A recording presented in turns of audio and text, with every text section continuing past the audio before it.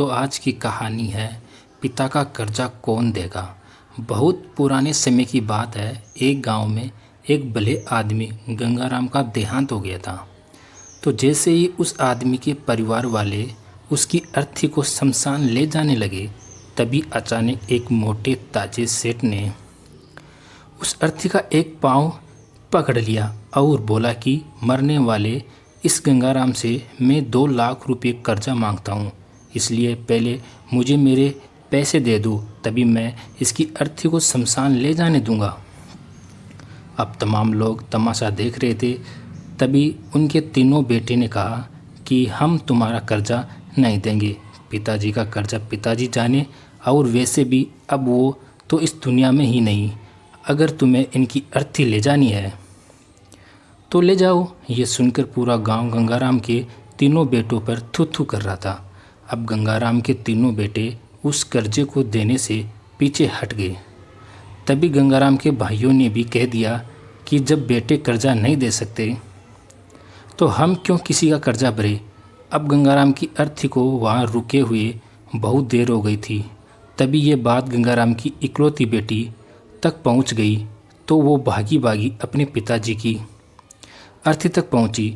तभी उसने देखा कि उसके पिता की अर्थी का एक पाँव किसी बड़े सेठ ने पकड़ रखा था।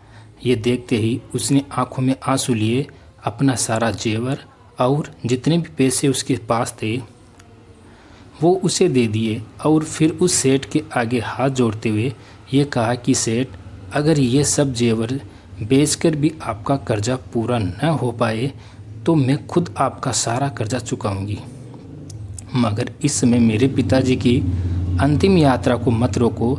तभी उस सेठ ने गंगाराम की अर्थी का पाँव किसी और को पकड़ाकर उसकी बेटी के पास आकर बोला कि मुझे माफ़ कर दो बेटी।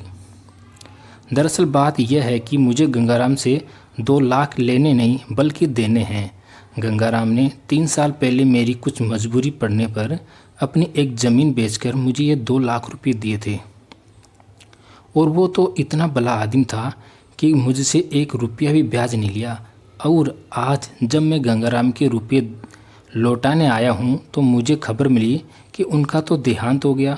इसलिए मैं बड़ी ही सोच में पड़ गया था कि अब ये रुपये मैं किसको दूँ। इसलिए मैंने ये खेल खेला ताकि गंगाराम जी के ये 2 लाख रुपये घर की एक ऐसे सदस्य के पास जाए जो वाकई में उनको प्यार और उनकी इज्जत करता हो। और बेटी, आज तुमने ये साबित कर दिया कि अपने माँ बाप को एक बेटे से बहुत ज़्यादा एक बेटी ही प्यार करती है। इसलिए ये 2 लाख रुपये मैं तुम्हें सौंपता हूँ।